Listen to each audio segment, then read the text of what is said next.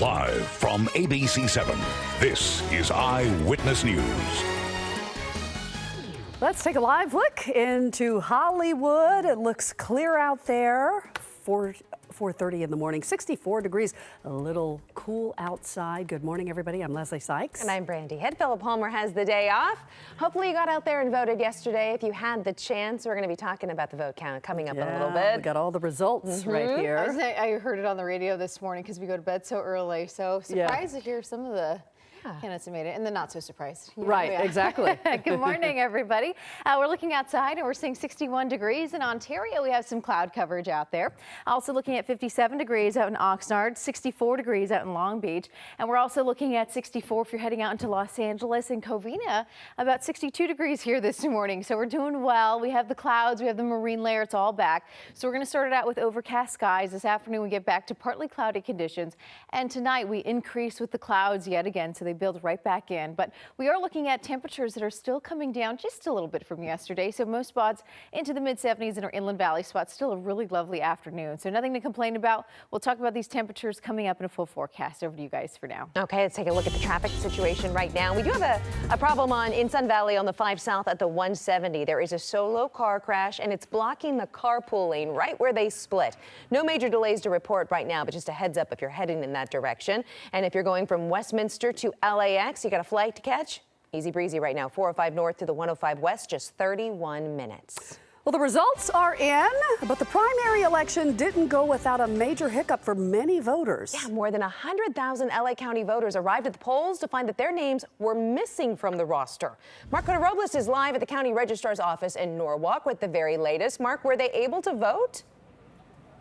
Yeah, people were able to vote. Details on that coming up. We just learned that nearly 1 million people in LA County voted yesterday. That is just over 18% of registered voters. But yeah, as you mentioned, some big problems at the polls. More than 100,000 people went to their polling places yesterday only to find out that their names were not on the list. And yeah, that was a big problem. The registrar's office calling it a printing error.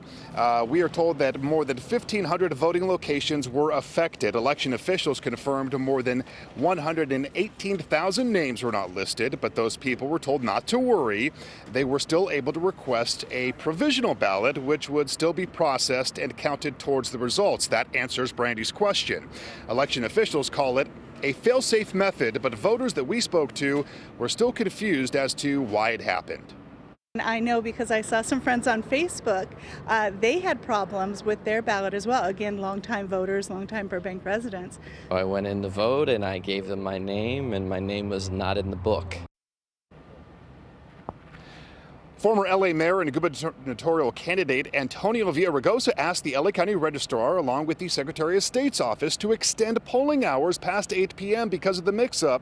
Election officials said keeping the polls open would have required a court order, and so the polls, they closed on schedule. State Senator Kevin De Leon thinks that there should be an investigation, calling this unacceptable.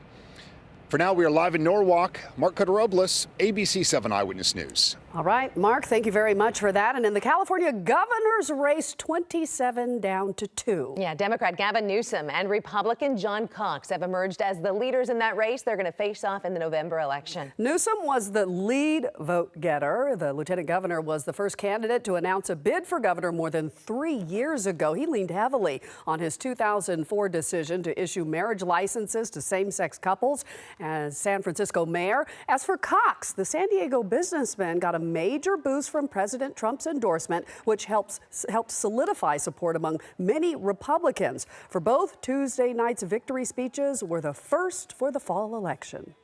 The state of California, it's always been America's coming attraction. Millions of destinies connected by one dream, to be whoever you want to be. And of course, this is only the first step to turning around this state and taking back California for all Californians. Former Los Angeles Mayor Antonio Villaraigosa finished a distant third and out of the running for November. Let's get you some of the results for the other races. Lieutenant Governor here, Eleni Kounalakis is got 24% of the vote here. She is a Democrat moving forward. Another Democrat up for Lieutenant Governor, Ed Hernandez, with 21% of the vote there.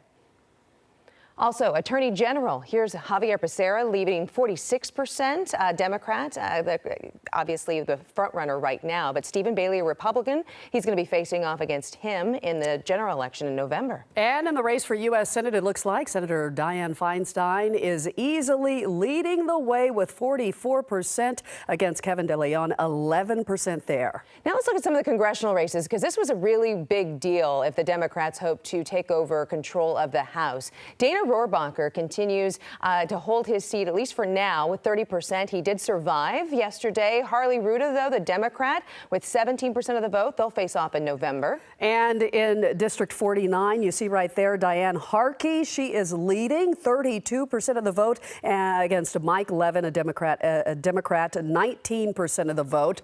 And then we have District 39, Young Kim, 26% of the vote, a Republican, against the Democrat Gilbert Cisneros, 18%. And that was Darrell Issa's seat. He's retiring, so Republicans seem to have turned out to hopefully keep that seat on the Republican side. Yes, and we are also keeping an eye on several other races, including the race for LA County Sheriff, where it looks like Jim McDonnell is leading the way in his re-election bid. And we're going to have the latest on those races coming up for you on Eyewitness News at 5 a.m. For the complete list of results from all of the races, all you have to do is just go to ABC7, the Los Angeles app, and our website, abc7.com.